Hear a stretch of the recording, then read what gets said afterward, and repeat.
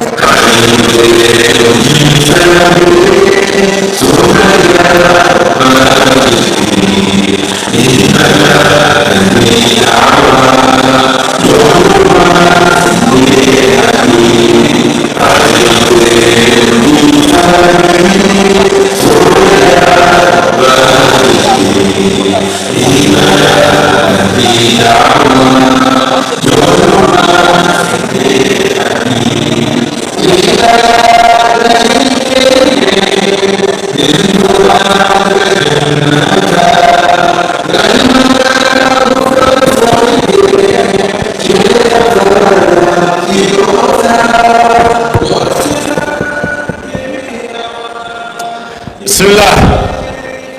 الحمد لله الذي ألف بين قلوب المؤمنين ورخبهم في الاجتماع والائتلاف وحذرهم من التفرق والاختلاف.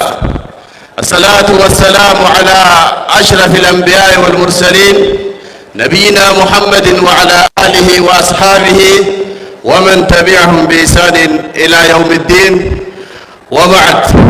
السلام عليكم ورحمة الله وبركاته.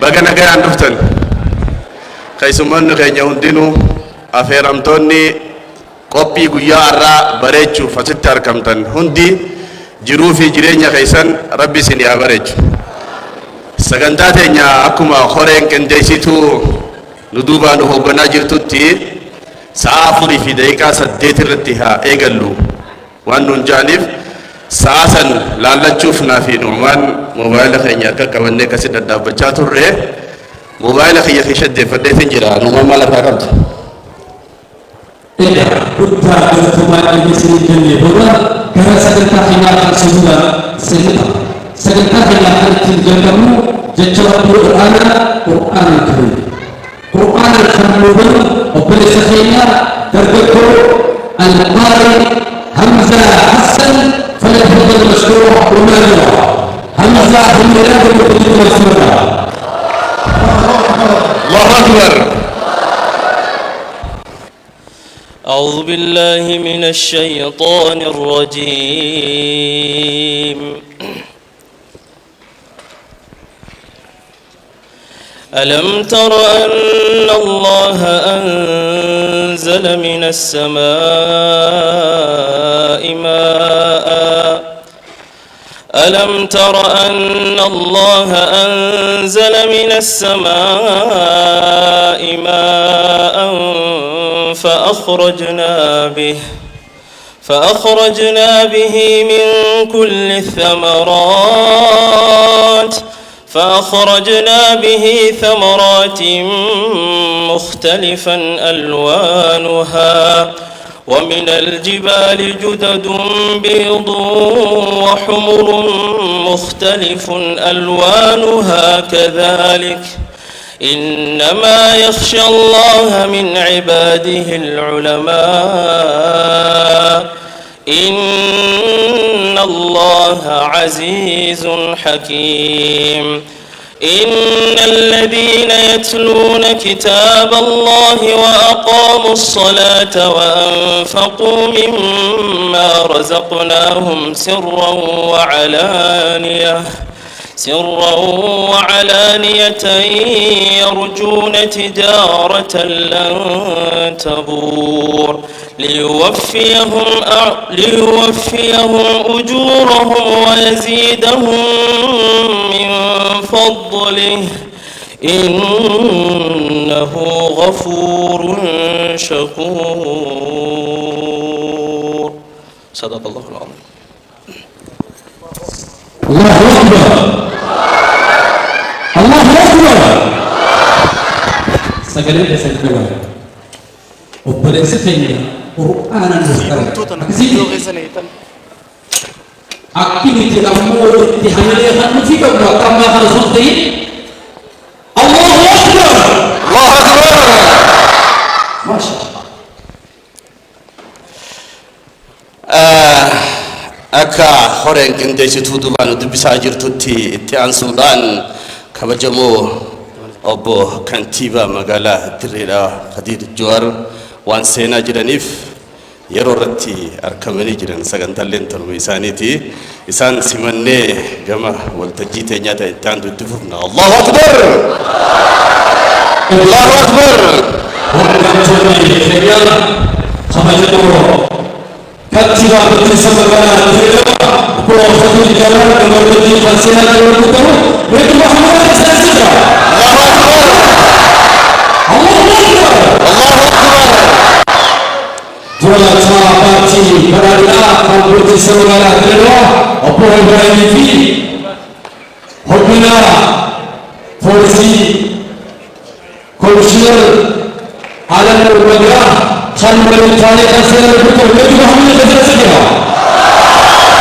Allahu Akbar Allahu Akbar. Ana dhufu baga nagaan nu dhuftan isiniin jechaadha. Sagantaan teenya egaa wal dura duubaan deemti. Laqad ji'ita alaa qadari yaa Muusaa jedha. Kantiibaan magaalaa Dirree Dhawaadhaa akka carraa ta'uudhaan yeroo sagantaan isaa geesse irratti nu ol seenuudhaan hedduu si galatoofannaa sii fi warra keessan kan wajjin dhuftan itti gaafatamaa paartii badhaadhinaa akkasuma koomishinara keenya hundi keessanuu baga nagaan nu dhuftanii suduudumaan gaanu maal jetta? Ega asumana hasil Bilisa Kufa Beredan kan mufkuran kantiibaa keenya Obbo Khadiir Jowaar yeroo wajjin kana ta'uudha hamilee wajjin jiraatudha. Allahu Akbar Allahu Akbar. Mari kita segera disaksikan Allahu Akbar Allahu Akbar. Takbiirtaa tana hoggaa dhage shayxaanni ni baqataa bara.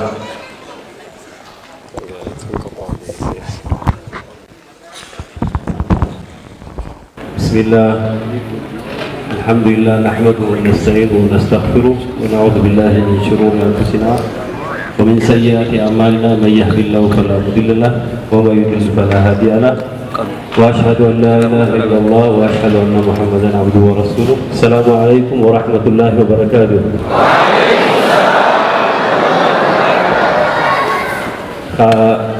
Iva manuti sammandan orsende asolle hedduu ittiin qophoofne ammoo as keessa ulamaa'ota gurguddaa sheekotan akkasumatti illee barattoota yookaanis jaami'aa adda addaarraa ijoollee jirtanii jira.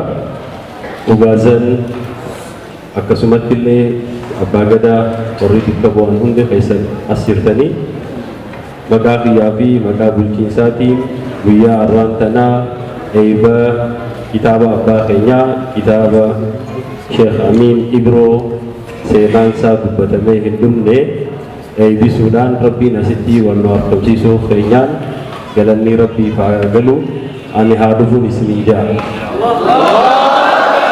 Kabajamoo Obbo Ibrahim Yusuf sadarkaa itti aanaa kantiibaa TV akkasumatti illee durataa paartii badhaadhinaa kabajamoo koomishinara Alamuu Magiraa poolisii koomishinii Dirreedawaa koomishinara akkasumatti illee kabajamoo abbaa keenyaa haasawni isaa mi'aawaa yookaanis hadiisa keessatti abbaan fedhe yoo aarees abbaan fedhe yoo kararraa bahees akkuma nama meeluu miila shukkumee deebisutti qaama qaqqabatee qalbii qaqqabatee kararra nama deebisa.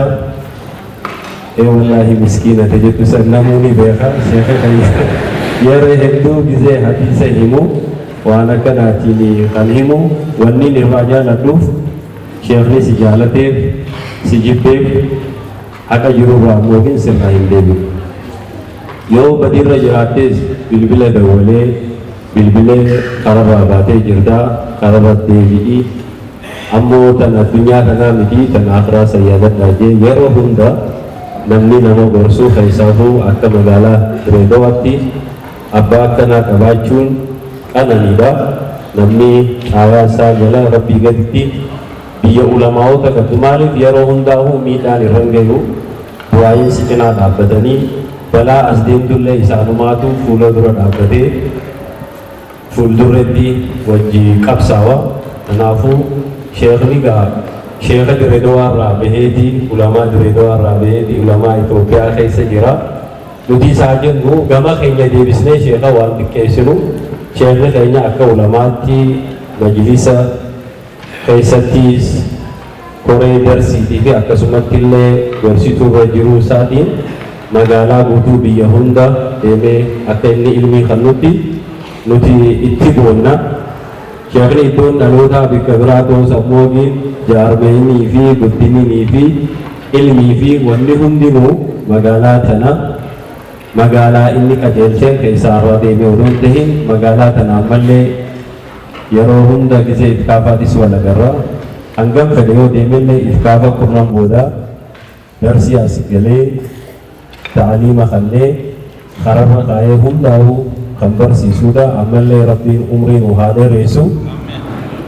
Namni ilmaan gaarii rabbiin akkaan ilmaan isaatti namuuni hawwa akka ilmaan isaatti rabbiin nutillee ilmaan kan jennu haa qajeelchu jaa. Maaliif ijoolleen isaa hundinuu waanuma inni niyyatu karaa inni fedhurra hundinuu kan deemaa jiranii har'aan dalagaa seenaa isaa odoo namni alagaa yookaanis piroofeesarrii namni biraa hin barreessin obboleeyyan kiyyaa yaa'u munziiraas jira hundi isaanii barsiisanii kitaaba kana kararra kaa'anii kitaaba abbaa isaanii abbaa keenya qofa otoo hin ta'in abbaa biyyaa ta'uu hubachuudhaan ilmii kana waan inni keessa dabre kana namni irraa barata nama dura jiruuni seenaan namaa gizee nama rabbiin godheef qofa seenaan barreeffamtee namni riifaransii godhee irraa kan barachuu danda'u.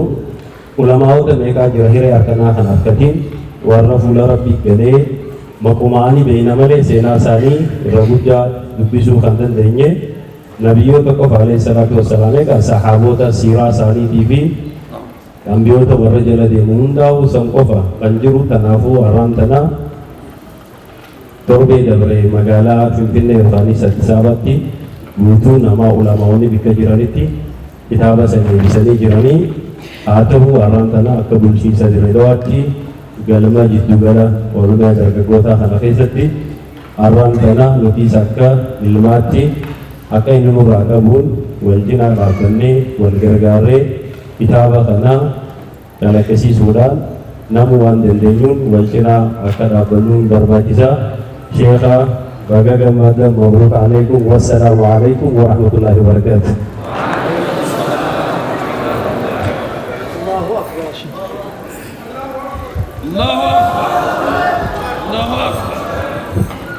Allahu Akbar.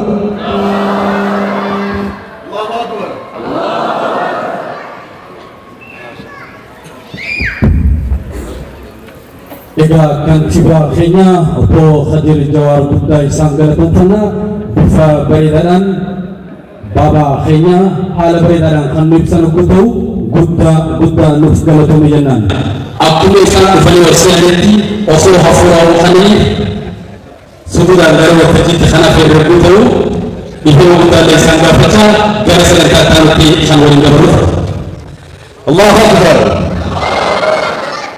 Namoonni qabeenya isaanii waggaa horatan biyya ifii keessatti invest godhanii biyya isaanii bareechuu hawwan akkasuma ulamaa'onni keenyaas ilmi isaan baratan ilmi isaanii hawaasa isaanii irratti invest godhanii hawaasa isaanii jijjiiranii asirraa eegalanii hanga akhiratti akka isaan milkaa'an taasisuuf laffaatii guddoo taasisan sanirraa baabaan keenya Sheekh Amiin Ibroodha nama karaa da'waa karaa ibaadaa jaalala islaamummaadha nu keessatti bu'uuruudhaan beekamu kana seenaatu isa dubbata wanni haalota kalleen hin jirtu galatoome umrii nu dheeradhu jennaan inshaallah kanatti aarsuudhaan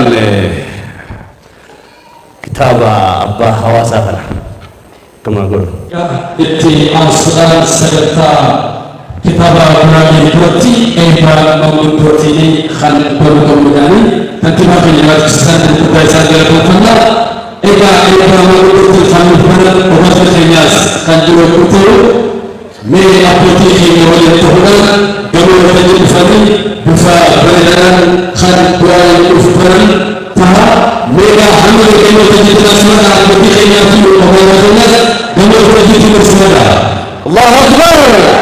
agar saya fi mampu keenya waliin ta'uudhaan bifa bareedaan waliin dhufan ta'a. السلام عليكم ورحمة الله وبركاته. marka horeysa maanta waxaan ka soo qayb galnay daafurkii kitaabka sheekheeni aan jeclayn Sheekh Amiin Ibro aad baan ku faraxsanahay inta soo abaabshana aad baan maadarta soo dhaweynaynaa qofka bulshadu ay jeceshahay ummaddu jeceshahay in la sharfo oo taariikhdiisa la reebo aad bay u fiican tahay annaguna hantaan odayaashinahay ducaan ku soo dhaweynaynaa sharafna noo tahay بسم الله الرحمن الرحيم اللهم صل على محمد كل كين كل خير قبل أن يلو روك عيد كروب لا نقصيو ركنا لا نقصيو من مدين لا نوات كيو مقالدين دربان جعلها هنا مدين لا نوات كيو بحق سبحان ربك أرنا كان أسلفني يبقى كتابة شيخ خينيا شيخ جالما شيخ جالنو شيخ أمين خينيا شيخ أمين برو بيسا كتاب ساتي الرفني ادو سجالنا شيخين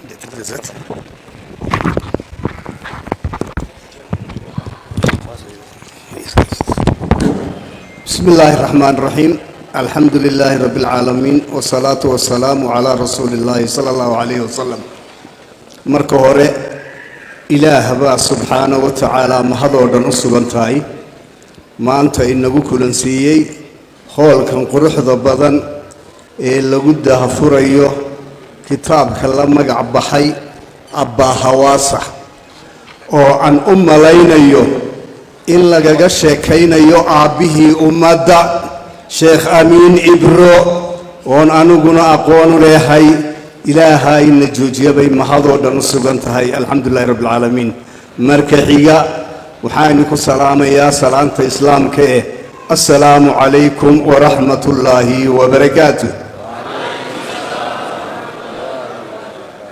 أنيقو مركي هرتب هولك عن صوت قلي عن كرسي فريستي وحان إيجي بانر كان يقدم بيا نصيب در واللاتين وحلو قدا رمضان لو قروان أخري كرا لكن لو قدي بان الجرنين أبا حواسة مركان مغلي ما به أواش بان أنو مودي مركزان وغازيان ويدو بان ده حواسة واضحي وبه أمد بويلي مركزان فهمي إلا قشة كينا يو نول تاريخيات كي عالم كان شعلين إثيوبيا لغية كانوا أمين إبرو ووليد فرحته وهو ينايتاي إنه كيس قري سو صحبه الله كبرك إنك راجنا شيخ أبي وأنكو تعبر هاي تاريخ بعض كل هذا هاي دنا الدين تي دنا مجتمع هذا درنا بوحيات كسوق قبتين عدي محدد معلم مرخاتبان كاهين نبدا مانتان هاي سنة رجي كده لبعض هايين وإني دعينيا بوجنا هل يبسدو annaguna waxaan codsanaynaa soomaali in loogu turjumo haddii la karayo waan akhrinaynaa waan rabnaa taariikhdaas sheekhee intaasaan ku dari lahaa ilaahay hayna barakeeyo ilaahay waddanka haynoo dejiyo ilaahay nabad hayna siiyo cudurrada ilaahay haynaga kor qaado nimco badan roobo badan baa dee kuwa aan dhib geysan oo aan nusqaan lahayn allah inooga dhigo dirdhaba iyo madaxdeennana allah noo barakeeyo allah nabad nooga dhigo assalaamu calaykum waraxmatullaahi wabarakaatu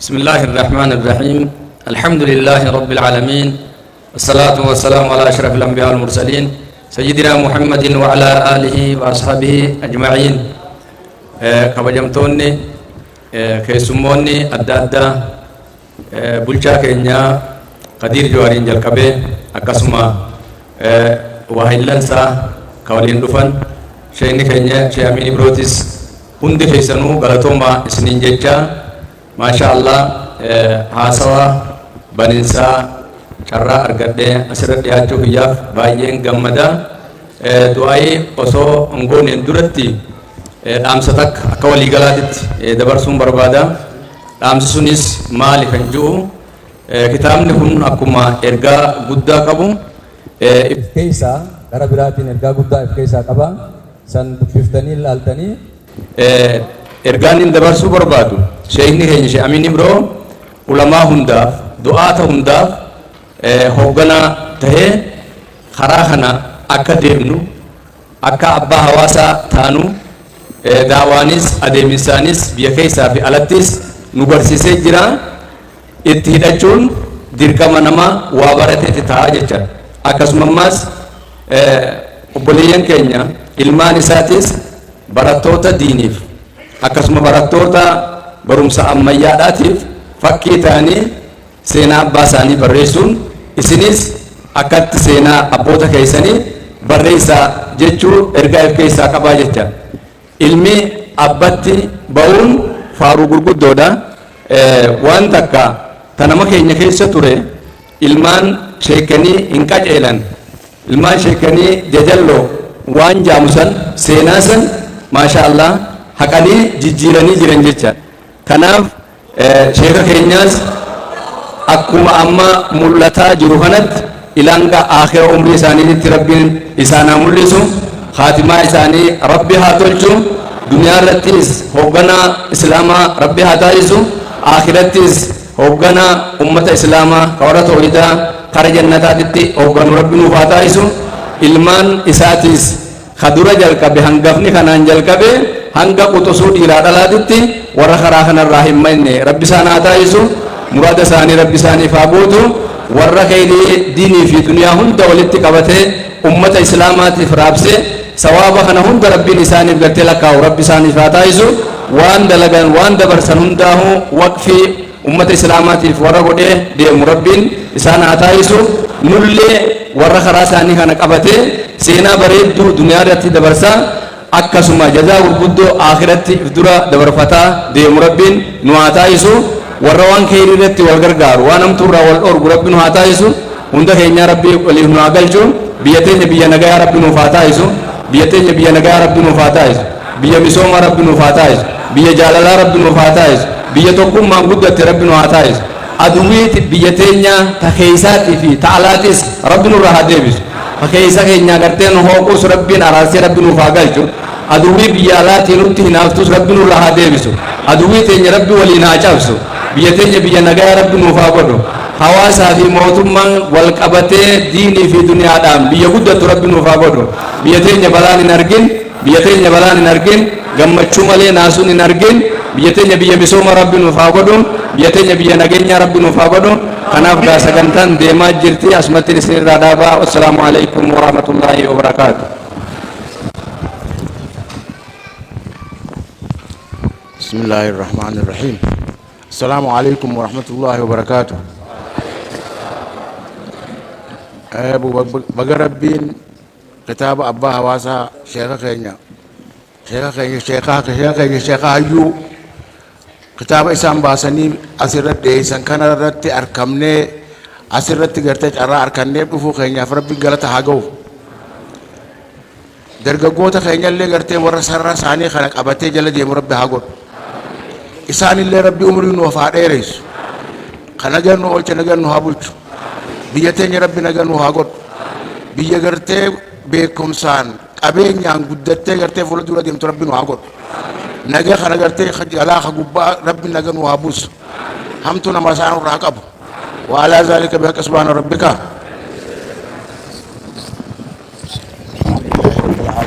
الله أكبر. Bukan sambil konfirmasi pada tujuan tugas kerja tugas hadis bukan sambil konfirmasi. Allah Akbar. Allah Akbar. Masya. Di famaga doai beberedu tu naik sen dabarsine kane. Di dabarsine jecada gara dokter kayaknya sen dabarsina دكتور عبدي بشير كما تجي فليتفضل مشكورا ومأجورا.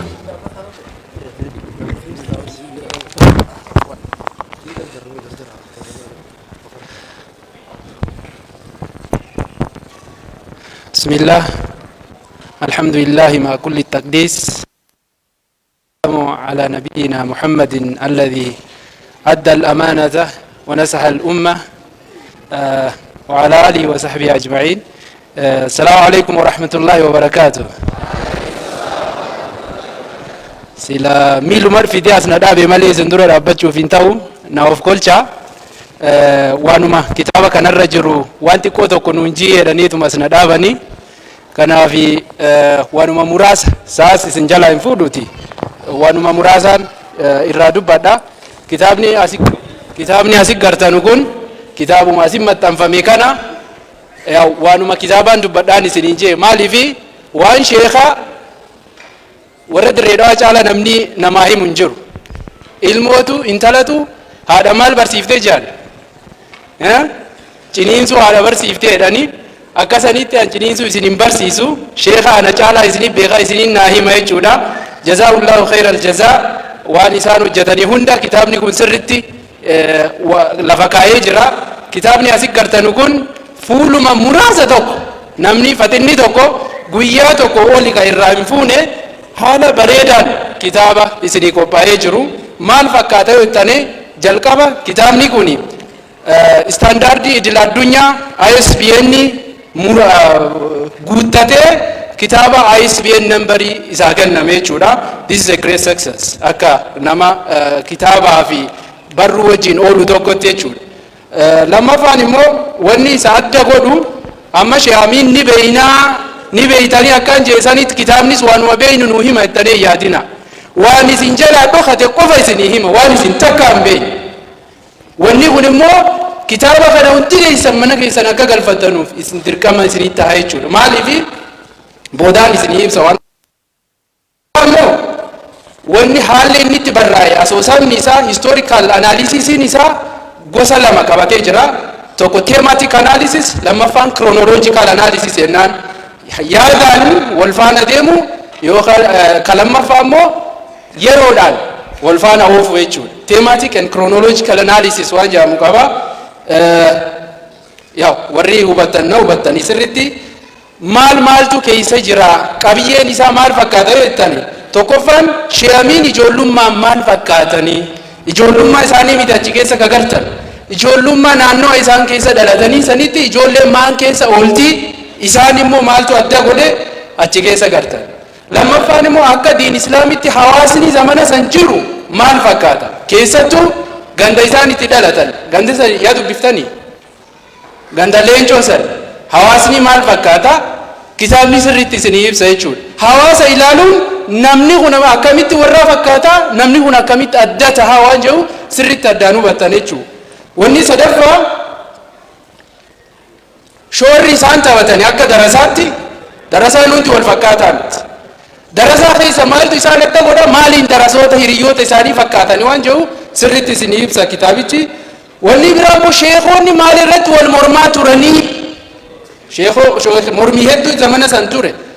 mormuma nuti beenu isinitti hin fakkaatin mormii adda addaa jira. tagarii ta nafsiyyaa mormisiiftuu jira tagarii ta ilmiin mormisiiftuu jira tagarii ta manhajni mormisiiftuu jira. mormiin sun maal fakkaatti kitaabni sirriitti lafa kaa'ee jira. afraffaan immoo dhawataan isteeppiin sheeynii kun deeman barnoota isaanii keessas ta'u daawaa isaanii keessa dhaawataan wanni isaan itti deemanii maal fakkaata? Machiin siyaasaa keenya hoo maal fakkaata? Hawaasni keenya booda yaada tokkoon isinii kaasa. Machiitu jira gisee siyaasaan dhufu. Machiin beeytaniimi namni gaafa dhuge waan ta'u san political hangover sanii maal akka fakkaatu san keessa immoo shayinii akkamitti qaxxaamuranii sirriitti kitaabni garsiisa. Kitaaba san keessa maaltu si hawwate yoo naan jettanii yaada tokkoon kaasa. Nama hunda wanni hunda akka wal fakkaataatti hawwatu. Ammaa kana yoo ustaaz Ammaar yoo fidee as dhaabe garii keenya seeqachuu isaatti hawwata. Garii keenya dhaabbii isaatti hawwata. Garii keenya haasaa isaatti hawwata. Akkuma san kitaabicha keessa wantoonni attentionii kiyya baay'ee fuudhanii yookaan immoo yaada kiyya fuudhanii tokko gahee haadhaa nama Aisha Umar Barartii jedhamu tokkotu achi keessa jira. Nama ajaa'ibaa tokko. Ta jiraates khayrii hojjetan ta du'us khayrii dhaammatu tokko achi keessa gartan. Haawwan Aisha Umar Barartii sana seenaa isii dubbisaa kitaaba bitadhaati. Ijoolleen immoo ammas namoota lamatu kan baay'ee natti tolee jira achi keessa. Namni tokko as keessa jiraachuun mala jiraachuu dhabuun mala hin beeku kitaaba keessa Amiina Ussoo jedhamti takkaa jirti. Kabiraa immoo Haji Abdullatiif kan jedhamu takkaa jira. Namni lamaan kun sheeka gadhaabanii hawaasummaa isaa mana isaa ijaaruu keessatti shoora guddaa taphatan. Mana isaan ijaaran san keessa eenyu bahee kunooni gartani abbaan kitaaba barreessa kanas achi keessaa bahe. Eenyu faadha jarri kun seenaan isaanii maali? Deemaa gara kitaabaatti jechuudha. Wanni sadaffaan immoo ka baay'ee na hawwate dubartiin keenya hundi chaappaa duyda isaanii irratti chaappaa Sheekh Amiin Ibroo qaban. Chaappaan sun maal ni beeytanii? Jilbaa. Yudniina alayhinna min jalaabiibihinna dhaalika adnaa yu'rafna walaa yudhayn. As qofaa miti Dirreedhaa qofaa miti Itoophiyaa guutuu jilbaabni kun chaappaa eenyuti? Chaappaa Sheekh Amiin Ibrooti. Chaappaan jalqabaa yoom dhahamte? Garee munazzamaa wajji Sheekh Sayyid Ahmed Mustafaa fa'aa wajji tahanii jilbaaba 5 Dirreedhaa irraa gara Finfinneetti gaafa erganisan chaappaan jalqabaa dhahamte jechuudha. Chaappaa Sheekh Amiin Ibroo baattanii deemu jirtanii hawwaniif obboleewwan of beekaa. Kitaabni kana sirriitti ibsan. Wanni biraa immoo min alqalbi ila alqalbi yaada qabadhee jira. Tafsiira jalqaba Sheekh Amiin Ibroon gaafa eegalanu nama lama tafsiira san hordofaa ture. Namni lamman san wanni isin ajaa'ibu afaan hin beekan, afaan Oromoo hin beekan. Numa ta'anii numa caqasan. Maaliif ما خرج من القلب يدخل إلى القلب بغير استئذان وما خرج من اللسان لم يجاوز الآذان التنيمين أكما سنتا يجو دبين أجرى ببلتا دين والنبرام مكان بكويت بايدين هوت بكيس مسجد اسمتي مدرسة اسمتي بكبر اسمتي دكانة كذا دكان عبد الله موميت عبد الله عمي I'm sorry dukkaanoti kaasan maaltu achi keessa ta'ee eenyutu achi keessa wal ga'ee ka haadha manaa isaa mana dhiisee halkan faa sheekaa hojii achi keessa mari'ataa bulefaa jira eenyu faadha deemaa kitaaba keessa laalladha. Sheekota guguddaa dukkaana oomishee jechuudha. Madrasaa caalatti ka sheeka nuu baasa. Wanni biraa immoo Dirreedhaa wanni adda godhu Abu Xaaliboota qabdi Dirreedhaan. Ani Abu Xaalibiin siin ta'a ka afaaniin jihee jira. Osoo afaaniin hin jenne ka Abu Xaalib ta'ee jira. Namni Abu Xaalib ta'e san keessa tokko amma aangoo olaanaatiin biyyatti hoogganuu jira. Eenyu seetan hime? Sheekh Amiin Ibroo daawaa isaatiif Abu Xaalib ka ta'e san eenyu fa seetan? Sadarkaa biyyattiitti aangoo olaanaa irra nama jiru tokko. Eenyudha? Ani isiniin himu maaliif hin hima? Yoo hin beekne deema kitaabacha dubbisaa jechuudha. Kana baasee immoo osoo wantoonni sirraa hin jiraatan jedhe baay'ee xiqqoo mataa dhadhaa'uun barbaade kitaabicha beekte nama jabaa hojii yoo loltanuu fi nama laafaa hojii yoo loltanu rahmaan ka dhuftu nama laafaa garuu namni na mudate kun nama jabaa waan ta'eef dhadha'uu fi hin barbaade garuu waan ittiin dha'uun dhabe asoosamni isaa barruun isaa jechi isaa waa hedduu of keessa qaba baay'ee namatti tola silaa osoo ida'amee yaada jiruun qaba yaanni san takka shaamiin ibroon kun mana keessa maal fakkaatanii osoo garre kitaabichi akka hawaasaatti hanga tokko kitaabichis nu garsiise miidiyaanis nu garsiise sheeyni keenya kun mana keessa maal fakkaatanii osoo garree takka lammaffaan immoo waanuma isaan gaabban osoo garre sila yaada kanaan qabaa ture haalli jiru naan mijoyne sila dargaggoonni fuuldura dhufan daa'iin fuuldura dhufu ulamoon fuuldura dhufan osoo kana hojjetanii waan jiran osoo garre kitaabni sun kitaaba ajaa'ibaati yaaduma kana lamaan qofaan achi gaadhe fuulduraaf yoo maaltu hojjetamuu qaba waan kitaaba kanaan wal qabate tokkoffaa kitaabni sun waan nurra hambise qaba fuuldura kitaaba biraa akka nuti barbaannu kan godhu san maali folklore mammaaksota asoosama jechoota shaamiin ibroon bakka adda addaa taasa'aa turan san bakka tokko osoo qindeessan riisarchii guddaa ta'a fuuldura kitaaba asoosamaa fi jechootumaa fi folkloorii isaan irratti hojjetame kitaabuma shaamiin ibroo tokko eeguu deemnaa qubanaa qabaadhaa takka warri folkloorii irra riisarchii hojjettanus yaada kanaan koottaa lammaffaan afaan biraattis nu hiikaa jechuun seenaan kun direedawaa qofa haa ta'u malee direedawaa qofatti hin hafne bakka adda addaa ga'ee jira seenaa kana namni hedduu dubbisuu barbaadee jira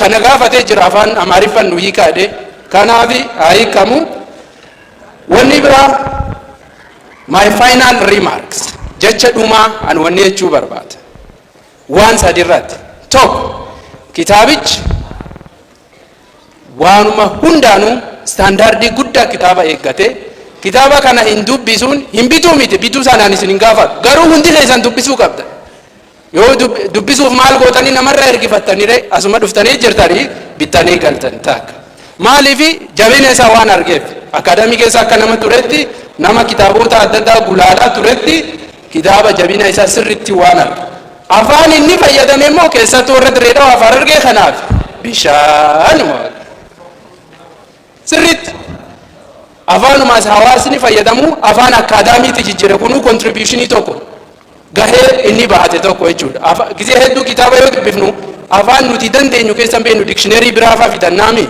sanis nu salphisee jira kuni akka namaaf sirritti galu waan kitaaba qophaa'edha kan biraa immoo amma kitaaba nu barreesse irra dabalataatuma deemaa jirra jechuudha khayrumarra jirra jechuudha akkuma kanaan booda direedawaan kun amma dura Hararitti waan tokko dubbadhee beeka baha biyyattii keessa namni jiru akkuma aduu ta'uu qaba aduun gaafa gara bahaatii baatu ifas humnas energies waa hundas jabaa qabattee ol baati bakka biraaf geesse yoo gara bihaatii masaa baatu yoo maal eeggachaa jirra jechuudha qiyaama dhuma malee guddachuu eeggachuutti hin jirru jechuudha kanaaf gama bahaatiin takka eegalte amma booda hawaasni amma dur ture hawaasa qaraa ture የሚያነብ ትውልድ ዳቱሬ ከዚህ በኋላ ድሬዳዋ ላይ የሚያነብ ትውልድ አንፈልግም የሚጽፍ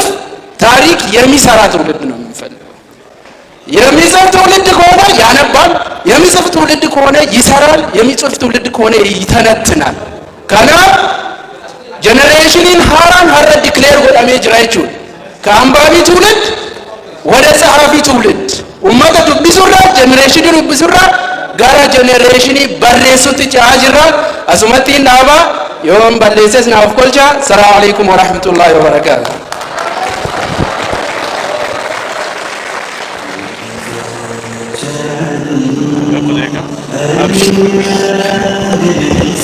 الله أكبر الله أكبر namni beekumsi keessa guute naabba jeeti haasawni fularratti wal qaba namni beekumsi irraa hirruudhaan immoo sagantaa tiyya dhiiroo kamittiin hanganaa kan namte san fixa jee waa katabatee qopheeffatee dhufa kasiibi hoggaanan akka qabu aduun akkan qabdu hoggaa aduun akka qabdu anis akkan qabu jee sagantaa hedduu yeroo barreessinu sa'a lamarratti haa eegallu jenna sa'a lamaan san wallee akka minaamina qoxaadariiti waan isin taaten beene oluma siiti inshallah kanatti haasuudhaan maal harkaa qabda noomaan kanatti haasuudhaan haasawaa gabaabaa barreessaa abbaa kitaabaa abbaa hawaasaatu kan nu barreesse Ustaad Ammaar Sheekh Amiin Hordofanii isaan irra. Allahu Akbar! Allahu Akbar! Ilma abbaa dhaaluun.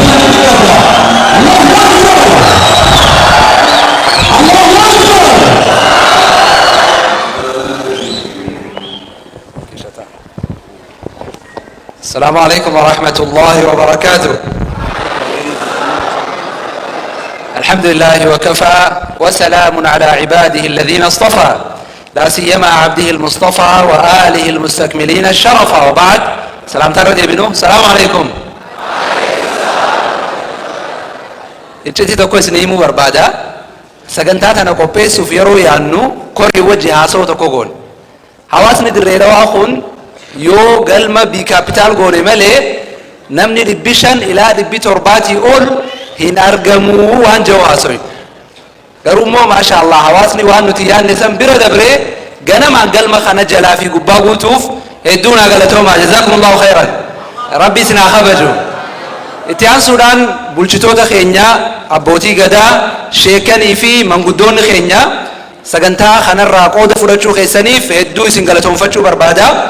خنبرو غافي تكتنمني هندي غافتو تكون ديبسو برباد ماليف مكان كتابة أبا حواساته تكا غافتني غافتني مي ديبي نساء كتابة خيا بيجي درارة دباديتن تور واني مكان خنفل النيف بابان دعوة قولو قفوصون تهين بكا حواس نجر هند نجر بابان بكا تعزية ساني جرا بكا عروزة ساني جرا ولي كبرما ساني هند خيسة جرا hawaasni magaalaa dirree dhawaadhaa baabaa isaan jaa erga magaalaa dirree dhawaarraa deemee adaama galee booda hawaasni oromiyaa guutuun baabaa isaan jechuu eegale san booda federaalatti eegalee Itoophiyaan guutuun baabaa isaan jette baabaa jechuun ammoo abbaa jechuudha akkasimi kanaaf abbaa hawaasaa jennee jechuu wayita wambarre sirrumaami inshaallah akkasi kitaaba kana keessatti wantoota gurguddaa hedduutu jira. Sheekh Amiin yookaan baabaa ta'uudhaaf namoonni hedduun akka isa duuba jiran kitaaba kanarraa bartan jechuudha.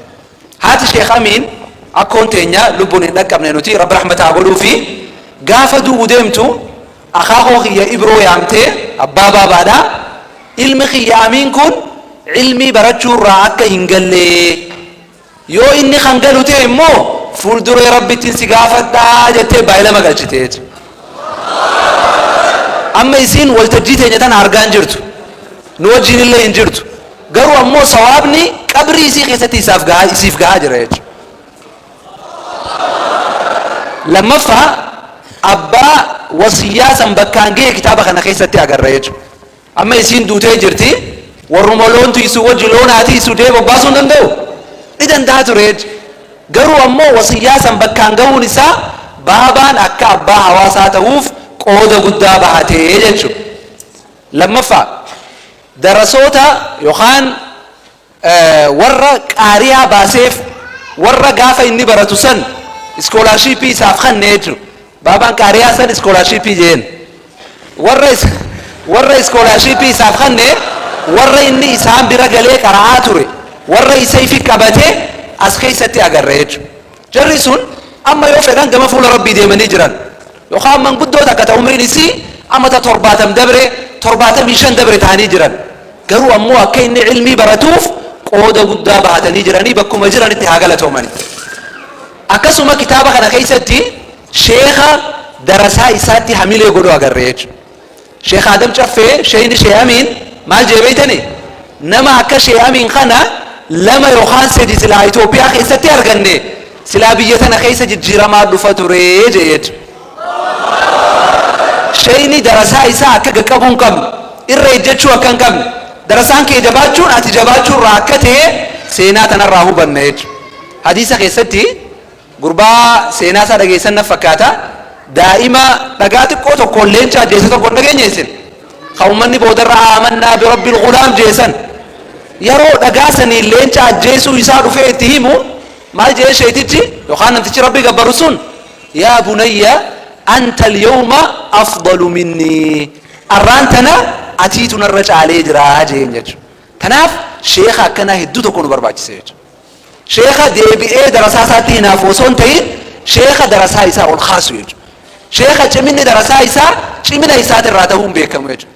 Fakkeenyaaf Ibnul Qayyim jechuun ni dhageessan. Ibnul Qayyim yeroo maqaan isaa dhawamu Ibnu Taymiyaa wajji dhawama jechuudha. Garuu waan Ibnu Taymiyaan hin dalagin hedduu Ibnul Qayyim dalagee jira. Keessaafuu waan qalbii namaa laaffisu keessatti jechuudha. Garuu ammoo maqaan isaa wajji dhawama jechuudha. Kanaaf sheekan akkanaa as keessaa agarraa jechuudha. Sheekh Ahmad Sharafii jira, Rabbi umrii isaa dheeressu.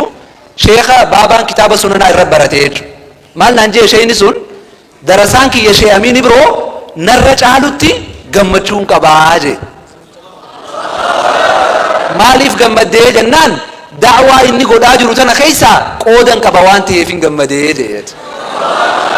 Sheekh Ahmad Sharaf Ameerikaan deemne, Kanadaan deemne, Awustiraaliyaan deemne. Garuu ilmiin inni baabaa barsiise baabaa wajjin Ameerikaa reete, Kanadaa reete, Awustiraaliyaa reete biyya inni deeme hunda hojii deemte jechuudha. Kan biroo abbootii qabeenyaa da'waa bira dhaabbatan seenaa sheekaa keessaa agarra jechuudha.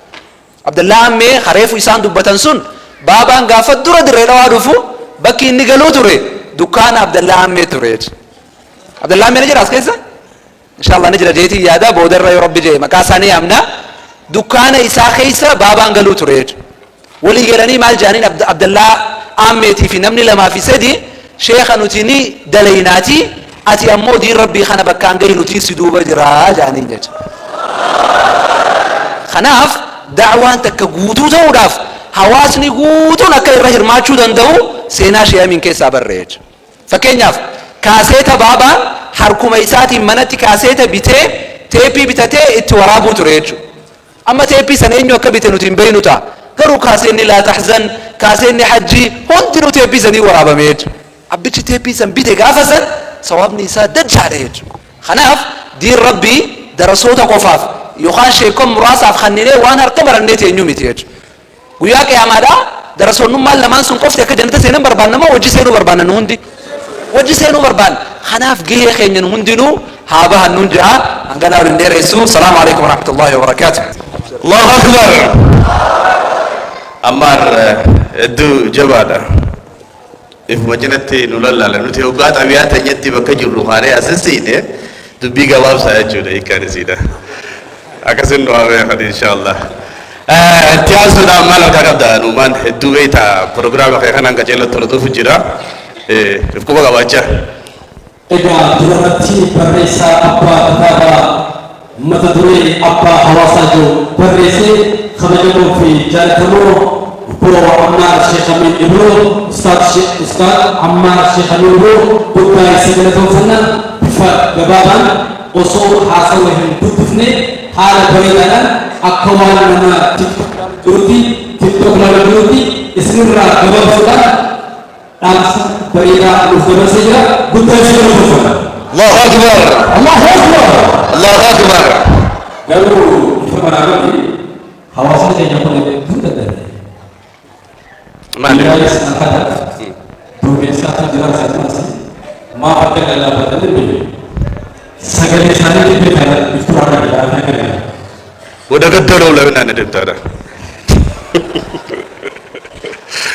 kanaaf mee uffata kan dibatanii Allahu Akbar. Allahu Akbar. Allahu Akbar. Allahu Akbar. Asuma sujuda Asawa gabaabaa kabajamoo fi jaallatamoo hoogganaa paartii badhaadhinaa bulchiinsa magaalaa Dirree Dhawaa kan tahan Obbo Ibrahim Yusuf haasawa gabaabaa takka kan nuuf dabarsu taasifaman. بسم الله الحمد لله والصلاة والسلام على رسول الله صلى الله عليه وسلم. السلام عليكم ورحمة الله وبركاته. كبجمو كنتيبا bulchiinsa Dirree Dhawaa Obbo Kadir Juhar akkasumatti kabajamoo Komishinar Alamuu Magraa Komishina waliigalaa poolisii Dirree Dhawaadha.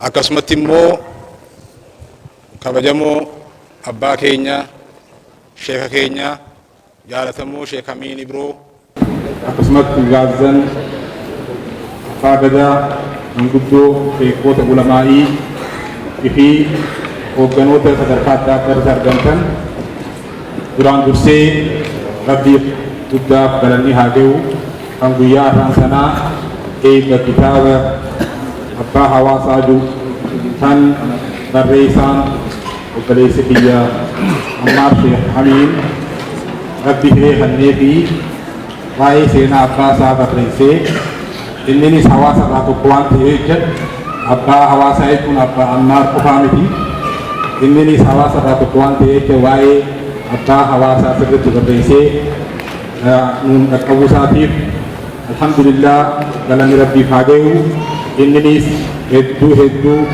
kuma galatoomii jechuun barbaanna Ammaar dhaffaatii ta'ee firii ta'ee as darbuu keetiif hedduu galatoomii jechuun barbaanna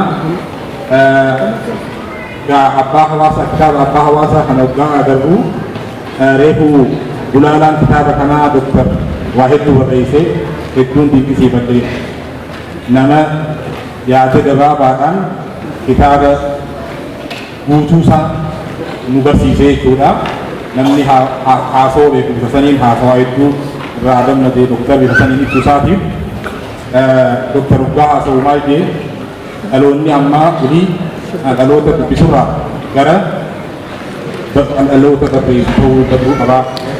Sirriidha kun akkas ta'uu qabaan anis yaada qaba garuu barreessuudhaaf dubbisuun dura bu'uura ani wanni niin dhaamu tokkoffaa warri as jirtan hundinuu nama waa dubbiseetu waa barreessaa dubbisuun dursuu qabaa. Maal jedhan faranjoonni today reader tomorrow leader. Warri har'a dubbisu boru hoogganuu jechuudha. Hoogganuun akkamatti dhuftu jechuudha. Hoogganuun dura waa dubbisuu feetii jechuudha. Kanaaf kitaaba abbaa hawaasaa kana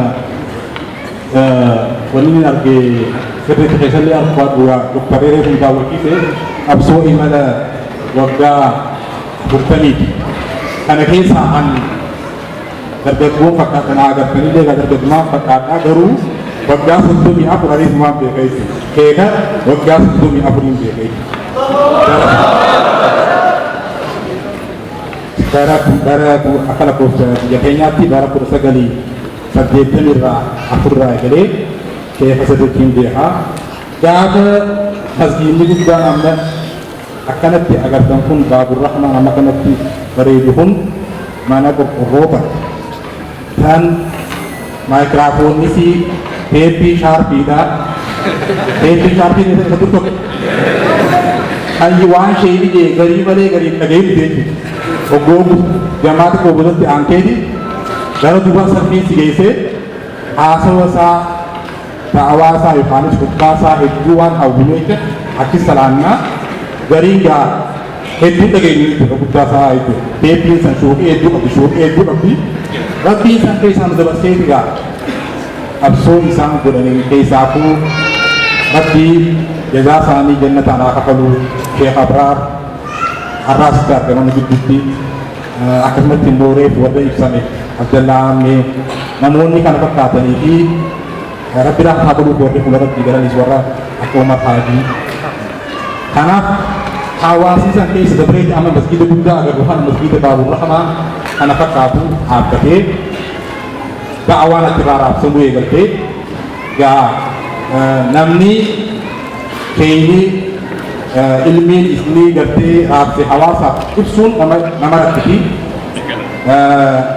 Akka qarraamuu har'a teknooloojiinis hiree gaarii diddeeti keenyi laffaatii akka tapatti da'awaan isaa addunyaarra isaaf geesse kunis teknooloojii bifa sirriitti yoo fayyadamne waa hedduu irraa barannaa jechuudha. Waan hin taane ilaaluu irra teknooloojiin waa hedduu qabdi waa hedduu nama barsiisti waa'ee ittiin irraa barachuudhaaf faayidaa guddaa qabdi.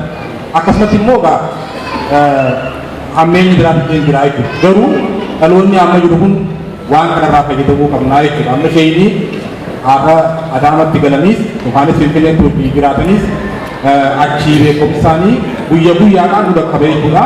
Kanaaf irraa barachuu qabna. Karaa biraatiin dirree dhawaa as geeyuu keessatti wantoonni arragaa ta'uu danda'u hedduu kuufanii silaa yeroo dheeressa malee hedduu kan maqaa dha'uu jira.